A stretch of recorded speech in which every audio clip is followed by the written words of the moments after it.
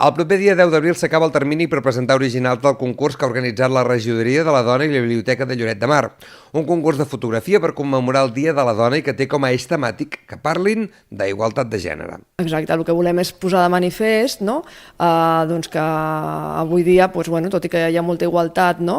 O aparentment, hi ha contextos en què aquesta encara ens crida l'atenció, no? Determinades professions o determinats indrets. No? Llavors, estem una miqueta a l'expectativa per a quin tipus de fotografia ens arribarà, no? Hi pot participar tothom qui ho vulgui, majors de 18 anys, empadronats a la població i que no siguin professionals de la fotografia ni del disseny gràfic, ni s'hi hagin dedicat els darrers 5 anys. Les obres es poden presentar fins al dia 10 d'abril a l'Oficina d'Informació i Atenció al Ciutadà als baixos de l'Ajuntament. El guanyador rebrà un premi de 300 euros i serà el cartell de la commemoració del Dia de la Dona de l'any que ve a Lloret. Les bases es poden consultar a la pàgina web de la biblioteca o bé a la de la Regidoria de la Dona.